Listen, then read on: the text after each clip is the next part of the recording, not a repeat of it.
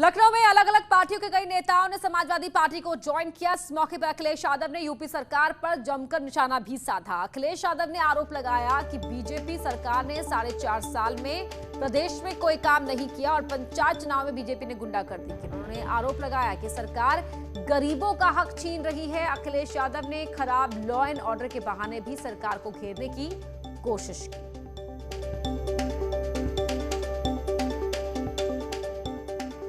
ऐसे सवाल है जिसका जवाब सरकार नहीं दे पा रही है। किसान बर्बाद, नौजवान के हाथ में नौकरी रोजगार नहीं, व्यापारी दुखी, व्यापारी परेशान। इतना अपमान, इतना अत्याचार, अन्याय कभी नहीं हुआ होगा जितना इस सरकार में हो रहा है। जितना भय का वातावरण है, जितने दंगाई तरीके से परेशान किया जा रहा है लोगों को, सरकार की तरफ से गुंडागर्दी, भारतीय जनता पार्टी की तरफ से गुंडागर्दी, अराजकता का माहौल है। कोई भी कुछ कर सकता है, कोई भी किसी को ठोक सकता है। और क्या क्या लूटपाट नहीं हुई इस सरकार में। आपके एयरपोर्टों की लूट हो गई, पोर्ट की हो गई, बड़ी बड़ी सरकारी कंपनियां जो नौकरी देती हैं, आरक्षण देती हैं, उनकी लूट हो रही है। आगामी विधानसभा चुनाव के मद्देनजर आम आदमी पार्टी यूपी मतदाताओं को लुभाने में जुट गई है। पार्टी ने ऐलान किया है कि अगर यूपी में आम आदमी पार्टी की सरकार बनी तो सरकार बनने के 24 घंटे के अंदर सभी घरेलू उपभोक्ताओं के लिए हर महीने 300 यूनिट बिजली फ्री देने का ऐलान कर दिया जाएगा। दिल्ली के डिप्टी सीएम मनीष सिसोदिया ने कहा कि यूपी में लोग बिजली का बिल नहीं चुका पा रहे हैं और कई लोगों ने बिजली के बिल के चक्कर में सुसाइड कर लिया था। उन्होंने लोगों से 2022 में आम आदमी पार्टी की सरकार बनवाने की अपील की और सरकार बनते ही सभी बकाया बिजली बिल माफ करने का भरोसा दिया। कौन कौन से बड़ी घोषणाएं हैं जो आप आने वाले दिनों में उत्तर प्रदेश की जनता को? उत्तर प्रदेश की जनता ये देख रही है कि जिस तरह से अरविंद केजरीवाल जी ने पूरी दिल्ली में 80% आबादी के लिए बिजली के बिल जीरो कर रखे हैं, 24 घंटे बिजली मिल रही है, तो वैसे ही अपेक्षा अब राजनीति से उत्तर प्रदेश की जनता भी कर रही है। और आज आम आदमी पार्टी के रूप में एक विकल्प उत्तर प्रदेश की जनता के पास है, जहां उम्मीद से लोग देख रहे हैं।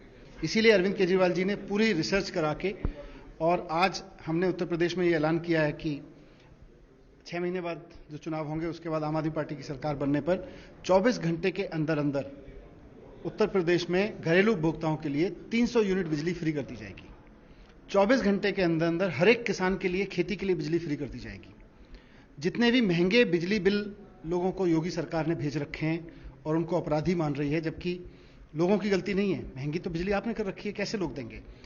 तो लोग बकाया बिलों से डरे नहीं, घबराए नहीं, सुसाइड करने की ओर निराश ना हो, भागे ना। 6 महीने इंतजार करें, आम आदमी पार्टी की सरकार सारे बकाया बिजली बिल माफ करेगी, घरेलू उपभोक्ताओं के, खेती के उपभोक्ताओं के। और चौथा, सिर्फ मुफ्त बिजली की बात नहीं है, बिजली बिल माफ करने की बात नहीं है, बात यह भी है कि 24 घंटे बिजली उत्तर प्रदेश में उपलब्ध कराई जा सकती है और आम आदमी पार्टी की सरकार उसको उपलब्ध कराएगी। अगली खबर अयोध्या से है, जहां राम मंदिर की नींव तैयार हो गई है। राम मंदिर निर्माण का पहला फेज पूरा हो चुका है। राम मंदिर का आधार बनकर तैयार हो गया है। दूसरे फेज का काम 2 महीने में पूरा होगा। अब चबूतरे पर पिलर रखे जाएंगे, जमीन के ऊपर एक और चबूतरा बनेगा।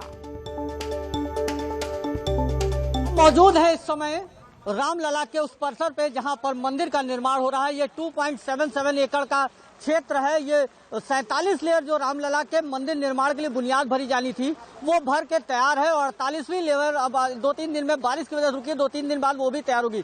जो आपको अपनी स्क्रीन पे एक झंडा दिख रहा होगा वो स्थल है जहां पर मुख्यमंत्री और प्रधानमंत्री ने 5 अगस्त 2020 को रामलला के मंदिर निर्माण के लिए बुनियाद रखने के लिए शिला पूजन किया था, ये भूमि पूजन किया था।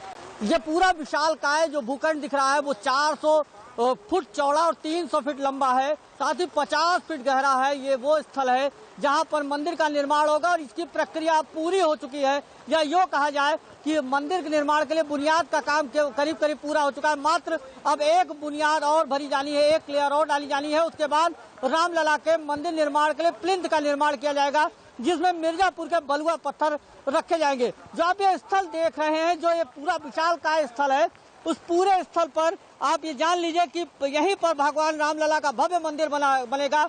और ये न्यूज़ 18 अपने पूरे दर्शकों को ये रामलला के उस स्थल का दर्शन करा रहा है जहां से रामलला का भव्य मंदिर बन रहा है। यही वो ऐतिहासिक क्षण है, ये वो ऐतिहासिक जगह है जहाँ रामलला विराजमान है, जहाँ पर रामलला का जन्म स्थान है और इसी जगह पर भव्य मंदिर का निर्माण किया जा रहा है। हालांकि जो तैयारियां हैं वो बेहद ही चाक चौबंद है। रामलला के मंदिर निर्माण के लिए जो बुनियाद भरे जाने का टाइम समय सीमा तय की गई थी वो तय है और यही वो स्थल है जहाँ पर मंदिर निर्माण का काम किया जा रहा है। अयोध्या से न्यूज़ 18 के लिए निमिष गोस्वामी।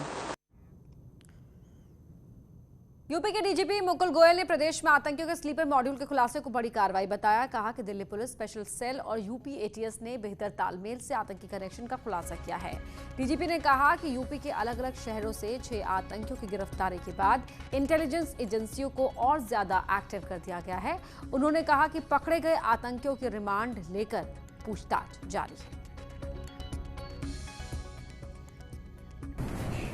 ये एक बहुत ही महत्वपूर्ण कार्रवाई हुई है जिसमें तमाम सुरक्षा एजेंसियां, दिल्ली पुलिस और यूपी पुलिस ने एक तालमेल बिठा के इन लोगों को पकड़ा है। इनसे पूछताछ जारी है और हमें आगे और सफलता मिलने की उम्मीद है। बाकी आगे आने वाला समय चुनौती से भरा है और हमें इस तरह के लोगों से सजग रहना है।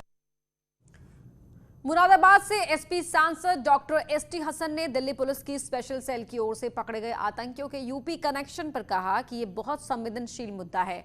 अगर ये वाकई आतंकी हैं तो इन्हें कड़ी से कड़ी सजा मिलनी चाहिए। ये बहुत सेंसिटिव इशू है और देश की सुरक्षा से जुड़ा हुआ है। अगर ये वाकई आतंकवादी हैं तो इन्हें कड़ी से कड़ी सजा मिलनी चाहिए। ये फैसले हमारी अदालतें करेंगी। हम तो सिर्फ इतना कहेंगे कि ऐसा नहीं होना चाहिए कि लोगों की 15-15, 20-20 साल जेलों में कट जाएं और आखिर में बाइज्जत बरी हो जाएं। ये काम नहीं होना चाहिए। केंद्रीय गृह राज्य मंत्री अजय मिश्रा ने राहुल गांधी के बयान पर पलटवार किया। अजय मिश्रा ने इस बयान को काफी शर्मनाक बताते हुए कहा कि राहुल गांधी की बातों को सीरियसली नहीं लेना चाहिए क्योंकि राहुल गांधी की आदतन ऐसे ही बयान देते रहते हैं। राहुल गांधी ने कल दिल्ली में आयोजित एक कार्यक्रम में बीजेपी और आरएसएस पर हिंदू धर्म की दलाली करने का आरोप लगाया था।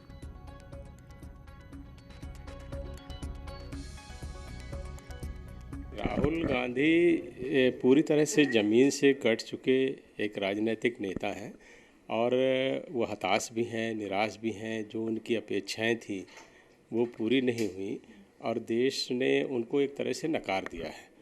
और वो स्वयं भी जब स्पीच वगैरह देते हैं, आप सब देखते होंगे, कभी भी ये नहीं लगता कि वो जो सामने बैठी हुई पब्लिक है उसको एड्रेस कर रहे हैं। वो लगता सीधे सीधे नरेंद्र मोदी जी को ही हमेशा कोसने, उनको गाली देने, उनका कैसे अपमान हो, ऐसी ही बातें करने का प्रयास करते हैं। और ज़्यादातर ऐसी कोशिश करते हैं कि मानो वही एक अकेले आदमी है जो नरेंद्र मोदी जी को इस तरह से कह सकते हैं। ये सब जो बातें हैं वो किसी भी ऐसे व्यक्ति जिसकी महत्वाकांक्षाएं बहुत बड़ी होती हैं लेकिन उसको हताशा और निराशा मिलती है, परिणाम आने की दूर दूर तक संभावना नहीं है, ऐसे में ऐसी बातें लोग कहते हैं।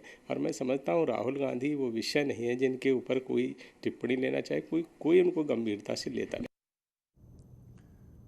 गणेश चतुर्थी के मौके पर देश भर में गणपति की स्थापना की गई, लेकिन गणपति की सबसे अच्छी मूर्ति देखने को मिली हरिद्वार के गीता भवन में। वहां भगवान गणेश वैक्सीनेशन के लिए लोगों को जागरूक करते हुए दिखाई दिए।